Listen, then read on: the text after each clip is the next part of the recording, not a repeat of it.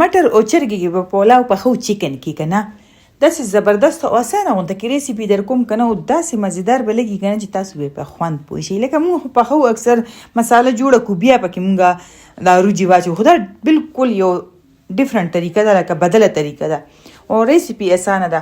دلته به د چرګې غوښه واخلئ دومره چې څومره تاسو پکې اچوئ او یو پیاله لکه مطلب دا یو غټ کپ سیده پکې اچوئ، ځکه چې غوښه هم زیاته ده مټر هم شي او روجي چې دي ما 1 کیلو اخیستي دي، خو دا ښه ښکلې د 10 کسانو دپاره کافي ده. نو بس دلته کې پکې غوښه واچوئ، زیاته یې کمه یې دا ستاسو مرضي ده. که غټه غوښه پکې اچوئ نو ورته پیله ویشوئ، بیا به داسې سره کوئ. مالګه مې پکې واچوله، دونه به یې سره کړو چې د دې دا رنګ بدل شي. مطلب تاسې ووایئ چې 8 منټه په تیز ګیز باندې 8 منټه کې دا سره شوه. اوس به دا ترېنه مونږ سایډ ته کړو، مطلب اخوا یې کوي، چته یې کوي. هغه چې مونږ پیاز سره کوو ټماټر سره کوو ډېر اوږد کار وي، نو زه آسان کار کوم. دلته یو غټ پیاز او 3 ټماټر شو او پکې به د اوږې او ادرک پیسټ واچو او پکې به لږې شانتې اوبه واچو. اوبه پکې ډېره نه اچوو، یو پیاله یو ګیلاس، ځکه چې دا ټماټر او دا پیاز به پکې نرمو او پریشر به ولا ورکو. مطلب ډکن پې بند کړئ، پریشر ولا ورکئ. دلته کې 15 منټه چې بس نرم شي. روجي مې خوشتې کړي دي ټایم سره.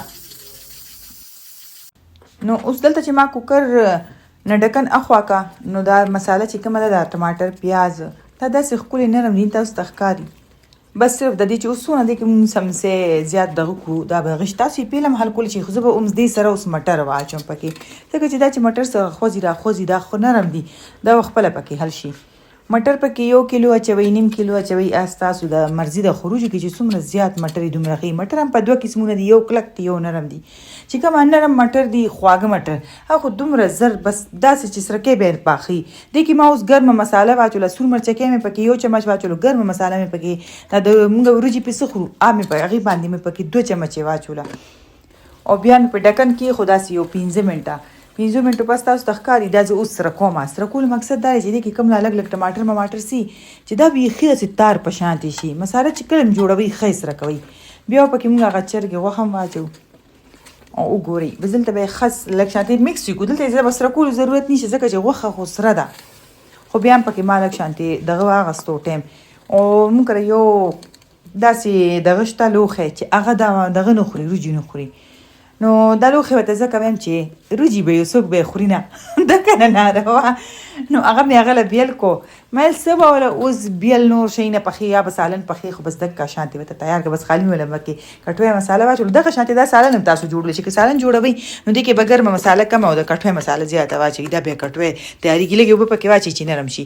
نو دې خوا ما دا کړي چې ته ځکه راواچولو چې کوکر وایي چې زه د وریجو بوج نشم برداشت کولی باجي. ښه بیا پکې ګرمې اوبه دا تاسو ته ښکاري دا اوبه ګرمې دي، یخې اوبه پکې کله هم نه اچوئ. دې سره مټر او غوښه چې دي بیا مټکور شي، مطلب سخت شي. د وریجو په حساب پکې اوبه واچوئ 2 ګینه. ما چې دې پهله ناپ کړې وي چې کله مې په ترماس کې اوبه ګرمولې.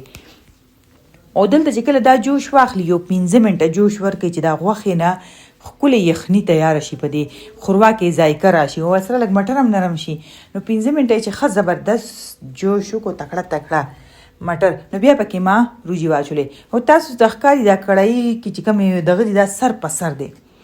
مالګه دې ځکه چیک کوي، مرچکې لږ چیک کوي، کتري خوري مالګه لږ زیاته ساتي او کتري خوري نو پکې مرچکې هم لږ زیات واچوي. نو اوس هم پکې اچولی شي، هېڅ خبره نه ده. بس بیا چې دا وریجې اوبه وچیکې نو دلته اوس د دم نمبر راځي. پوره یې نه دي وچې کړي، اوبه مې پکې لا زیاتې پرېښې دي. وجه څه ده؟ دا ده چې دا کړی چې دومره سر پورې ډک دی چې دې باندې زه اوس دغه نشم ایښی څه ورته دسترخوان باندې چې مونږ دغه ورکوو که نه دې له دم. خو دلته المونیم شیټ ما سره شته، خو ما له د هغې هم ضرورت نه ښکاري، ولې چې المونیم شیټ پرې واچوي د پاسه په ډکن کې ایښئ. بس په نري ګیس باندې مې وله 25 منټ دم ورکو.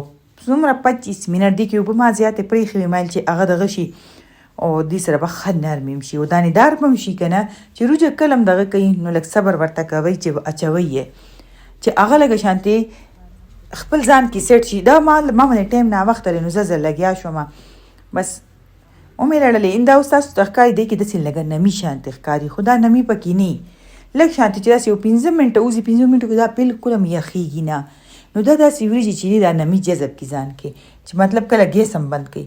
او زه خو ډېره زه لګیا وم نو وامې چولې خوړلو ته تیار مې کړي. او مټر چې تاسو ته ښکاري څومره زیات مټر یې دومره مزه زیات دی. او مټر خو نن سبا راغلي ډېر زیات دي. اکثر موږ چڼه کې پخوو که نه، خو ډېر خلک مټر کې پخوي، خو بیخي حلوا شوي پخوي. نه، وریجه هغه ده چې دانه‌داره وي، چې داسې په لاس یې اوچتوي چې دانې پرې وځي، داسې نه چې خپلو کې انخطې وي. هغه وریجې چې ټوټه چاولي ارزان بیه سي، نو هغه که ځان له انسان کور له پاخه کې میلمنو له خو داسې هغه شانتې وریجې نشي پخولی. وګورئ څنګه دانه دانه ده، دانه دانه اوږده اوږده، دومره مزېدار جوړ شوی و که نه، دومره مزېدار چې ټولو یې سم تعریف کولو. وي رنګ نه هم ښایسته دي او خوړلو کې خو یې جواب نه و.